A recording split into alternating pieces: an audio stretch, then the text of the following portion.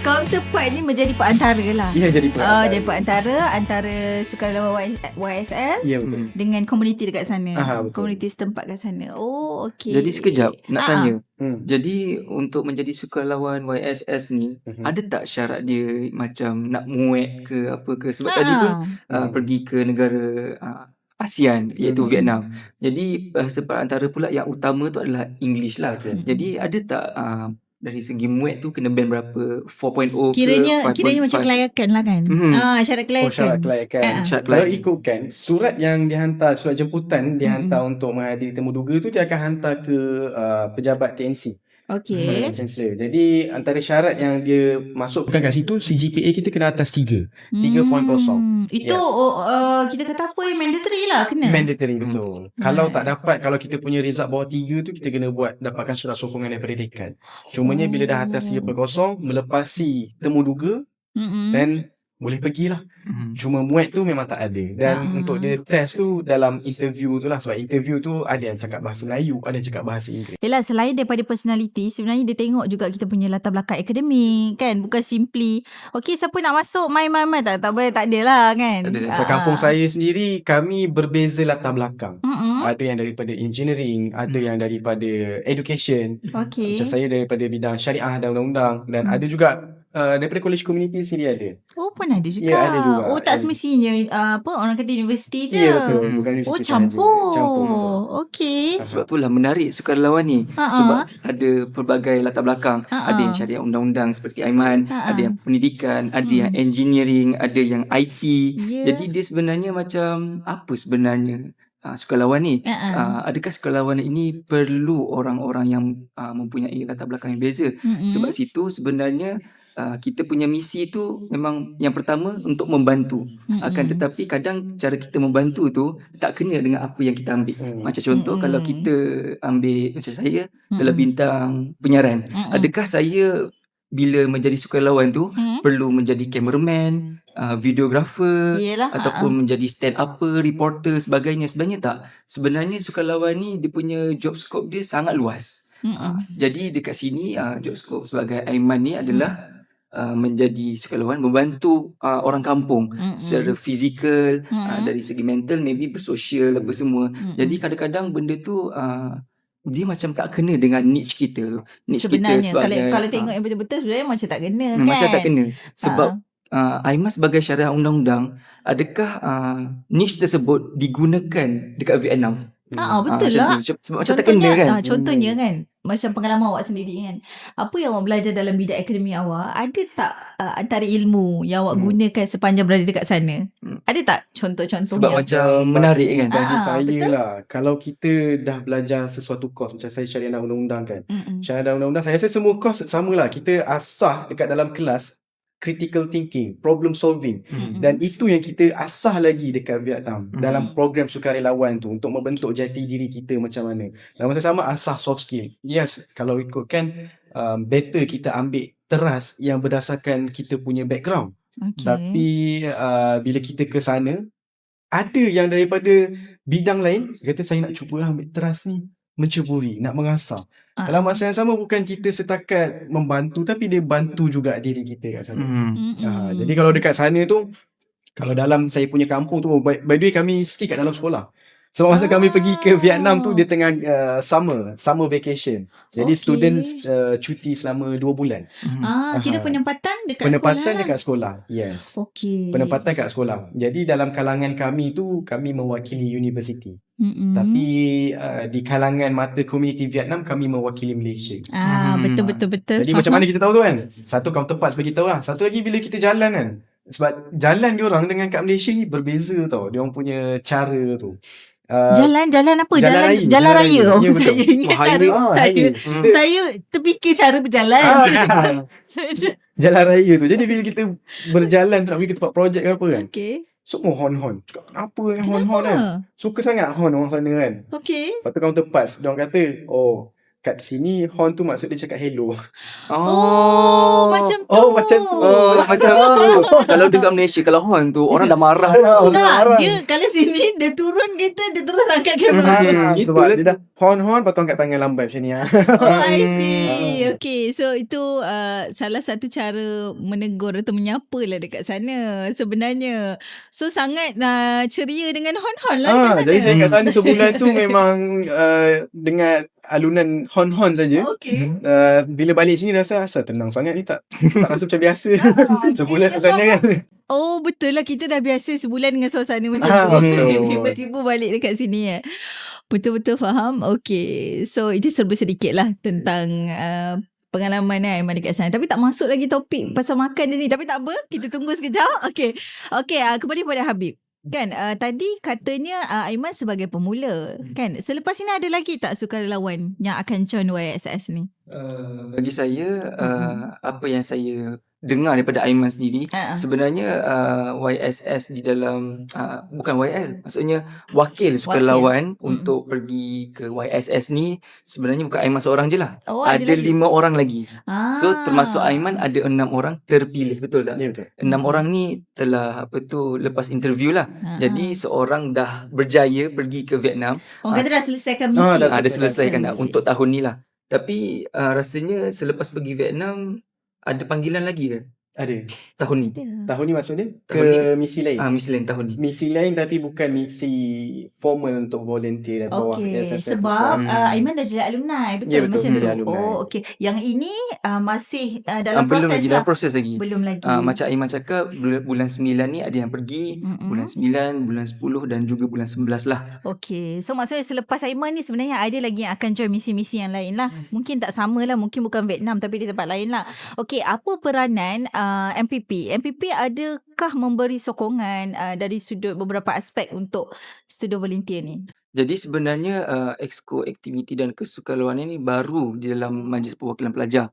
Jadi sebenarnya bagi saya bila kita baru ada, maksudnya job scope ni baru ada dalam Majlis Perwakilan Pelajar. Jadi sebenarnya pihak kami kena buat satu inisiatif untuk memperkenalkan sukarelawan ni apa. Sebab saya nampak di kalangan kawan-kawan saya yang lain, semua banyak yang join sukarelawan, NGO luar, ada yang pergi sana, ada yang pergi sini, ada yang pergi ke KL, ada yang pergi sendiri, tapi tidak mewakili nama universiti itu sendiri. Jadi sebenarnya bila exco sukarelawan ni dah ada, dah diwujudkan, jadi saya sebagai antara orang yang terawal di dalam job scope ini kena buat something. Apa yang pelajar ni perlu buat, apa yang pelajar ni boleh buat. Jadi saya kena buat satu program lah ataupun mencipta program supaya memperkenalkan ni sukarelawan secara luas. Sebab macam Tivol ni baru tak? baru ini tahun yang kedua. So maksud ini pun salah satu inisiatif sebenarnya daripada Jadi PMPP. sebenarnya untuk tahun yang pertama iaitu MPP sebelum ini dia berjaya dapat 250 orang. Lepas tu untuk sesi kali ini di bawah saya saya berjaya tarik pelajar-pelajar yang berada di grup yang tahun pertama tu sebanyak 83 orang. Sebab kebanyakannya yang dalam grup tu banyak yang dah habis. Banyak yang dah intern apa semua. Kira dah habis tamat pengajian. Yes. So diorang tak adalah lagi. So kena cari yang baru lah. Yes, betul. Sebab antara syarat utama untuk masuk TVOT ni adalah 2 semester akan datang, iaitu semester ini dan semester depan perlu berstatus aktif dan available di dalam UIS. Jadi intern dia tak termasuk sebab walaupun dia aktif dalam sistem tapi tak dekat kampus. Okay. Jadi sebab antara tu sebab apa kenapa kita perlukan orang yang aktif, orang yang berada dalam UIS. Sebab kebanyakan program-program yang akan dilakukan adalah di kalangan pelajar itu sendiri. Sebab kalau kami nak buat program ketika cuti SEM sangatlah mustahil. Sebab pelajar dalam UIS ni banyak. Bukan sahaja pelajar yang berasal daripada negeri Selangor, akan tetapi banyak yang daripada Kelantan, Terengganu, Pahang, Sabah Sarawak Kedah. pun ada sebenarnya. Yes, betul. Kan? Sabah Sarawak pun ada. Betul, Sabah Sarawak pun ada. Jadi sebab TVOT ni bukan satu entiti yang berdiri dengan sendiri lagi. Dia memerlukan sebenarnya sokongan dan satu tiang yang terkukuh lah. Sebab kalau kita nak buat something yang besar, memerlukan something ataupun basic yang mengukuhkan berdirinya tiang tu. Okay, so at least untuk kita jadikan dia, mungkin satu hari nanti dia akan jadi sebuah kelab ataupun persatuan. Setakat ni tak ada lagi kan kelab persatuan yang fokus pada sukarelawan kan? Tak ada. Yang establish belum lagi kan? Betul. Sebab itulah MPP mewujudkan satu inisiatif iaitu Exco Activity dan Kesukarelawanan dan mewujudkan satu tim iaitu namanya tim volunteer. Tak ada terfikir macam nak jadikan kelab ke? Sebab sebab kalau kita tengok dekat UiTM, UKM kan, universiti luar, dia orang memang dah ada kelab sukarelawan tu sendiri. Jadi bagi saya sebenarnya untuk mewujudkan satu persatuan sukarelawan ni sebenarnya sangat penting lah.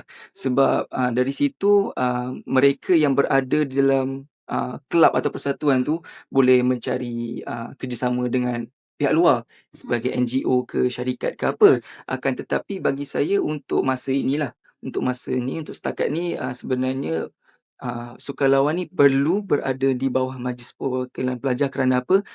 Kerana untuk mengambil nak ambil attraction ataupun nak ambil nak attract student. Sebab apa? Kalau kita bina persatuan atau mewujudkan kelab persatuan, dia kena bermula daripada kosong. Jadi bila bermula daripada kosong tu, apa yang dia boleh buat? Apa yang dia boleh macam macam mana cakap? Sebab dia start daripada kosong kan. Jadi maybe penilaian ataupun attention yang didapati oleh satu persatuan yang baru tu sangatlah sikit. Jadi adanya sukarelawan ni di bawah inisiatif MPP, jadi mereka boleh macam, MPP ada buat sukarelawan. Jadi sebenarnya poin utama tu adalah untuk masukkan dalam mindset pelajar adanya sukarelawan di dalam UIS. Tak apalah, mungkin permulaan dia kita letak dekat bawah MPP kan, supaya orang ni kenal yang sebenarnya mahasiswa dekat UIS ni terlibat dengan aktiviti kesukarelawanan. Lagipun kita dah ada pemula, kita ada alumni YSS kan. Boleh panggil Aiman kan kalau tak salah kan, untuk bagi sharing moment kan, macam mana dia punya pengalaman. Lagi-lagi sebulan duduk kat negara orang kan, boleh sharing dari sudut pengalaman dan juga apa tips-tips untuk survive dekat sana. Kejap lagi kita nak tanya juga, kita nak tahu juga kan macam mana dia punya. Sebab pada pandangan saya, nak duduk kat negara orang, tak payahlah negara orang. Nak duduk dekat negeri orang kan, dekat dalam Malaysia kan. Pun kita, sebab saya dulu saya belajar dekat negeri lain. Saya dulu daripada kecil kan, saya orang Perak tau. Daripada kecil sampailah dah masuk asasi, semua dekat Perak. Kalau ikut bayang kalau ikut cakap parents saya, dia suruh belajar betul-betul berapa kilometer je. Sebab dekat rumah saya ada universiti kan, dalam 5 kilometer macam tu kot.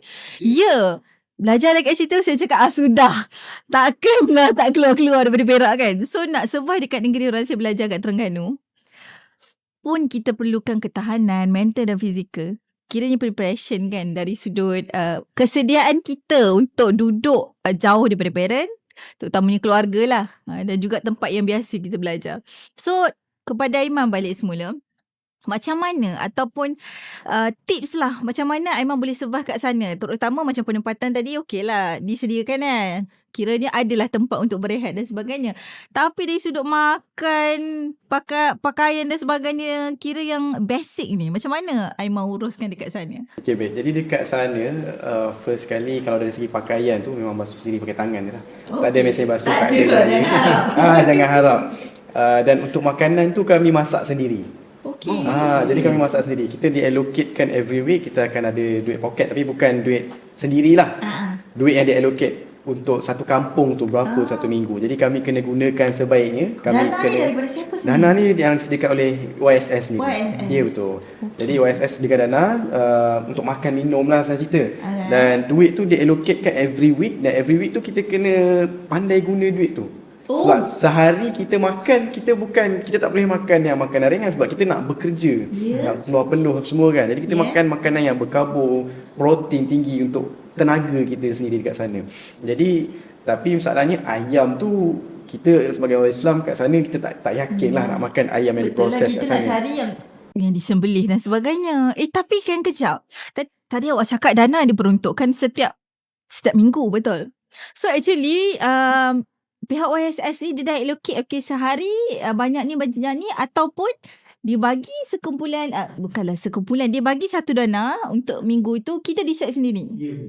Oh macam tu. So kalau orang yang orang yang boros tak boleh. Jadi sebelum kita pergi tu, kita fly ke Vietnam tu, memang kita dah lantik bendahari kampung kita siap-siap. Dia yang akan jaga duit, dia yang akan decide okay kita boleh guna duit banyak ni.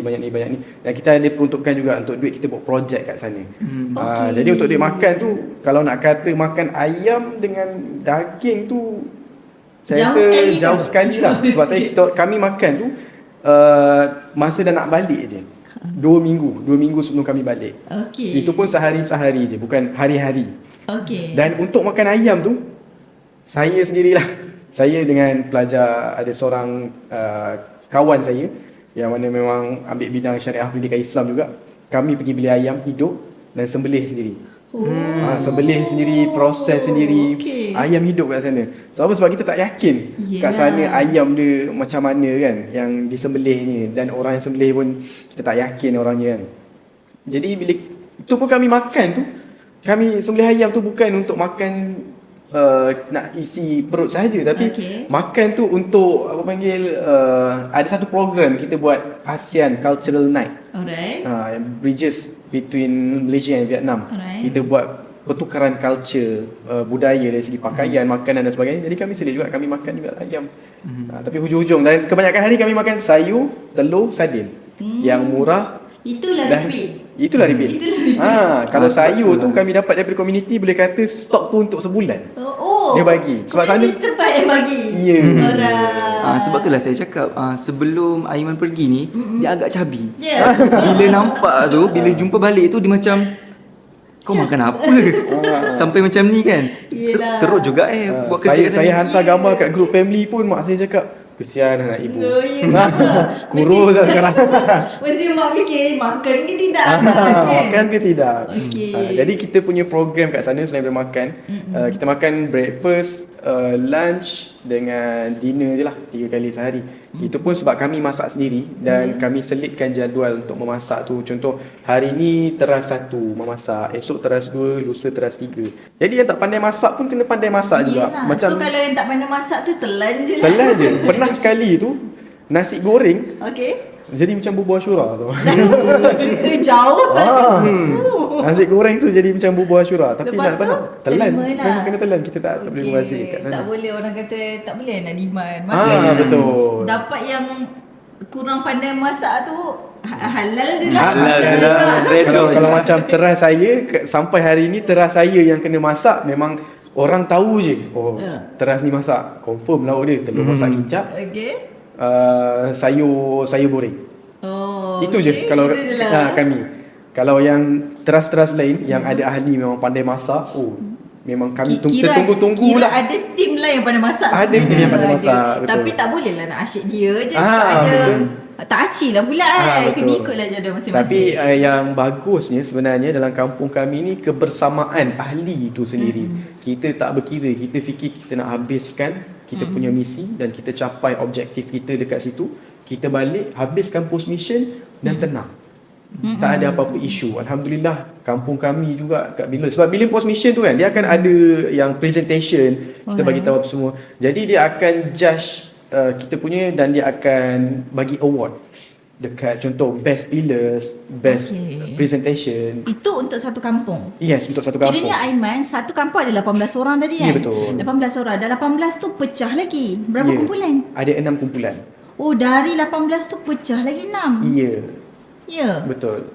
Sebabnya kita based on teras. Dalam kampung tu. Tapi dia ada kampung lain pun sama juga. So total ada 3 kampung. Jadi yang kami akan kejar untuk award ni, persaingan dia 3 kampung tu je lah. Bukan yang di dalam satu bukan. Cuma kalau teras tu dia based on kampung. Macam kami, kumpulan kami, Unity and Community Empowerment, kami dapat best award. Jadi kampung kami saja menang 5/7 award kampung kami. 5/7. Jadi tu saya cakap, bersyukurnya saya berada dalam kumpulan tu yang mana semua sangat memahami, kebersamaan sangat-sangat rapat, yang sampai sekarang kami still contact, tanya bila nak jumpa, sebab seorang belajar kat utara, seorang belajar kat selatan, belajar kat timur. Betul, faham. Jadi cabaran yang paling jelasnya ialah first tu, kalau kampung-kampung lain mungkin dia orang akan cakap cabaran paling jelas ialah bila ahli tu, dalam kalangan ahli tu banyak yang alpha dan dominan. Sebab seperti yang kita tahu, universiti yang hantar interview, student ke interview, kebanyakannya mostly ialah orang yang berpengaruh dari dan sudut berpengalaman. okay. Berpengalaman dan berpengaruh. Dari segi mungkin dalam universiti ataupun luar berprogram, yang nampak aktif dari segi berprogram.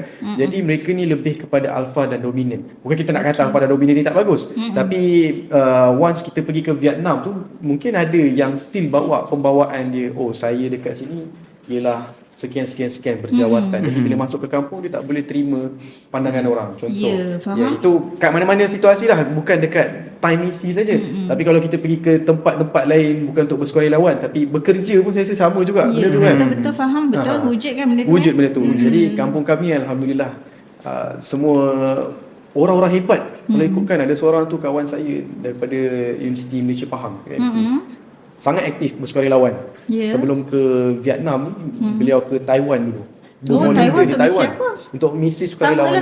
Sama. Dan misi ke Sarawak, Sabah dia dah pergi, tapi bawah universiti dia. Lepas tu dia pergi ke Vietnam. Balik Vietnam ni, tak silap saya dalam 2-3 hari lagi dia akan fly ke Melbourne pula. Misi sukarelawan tak sana juga. Ya betul.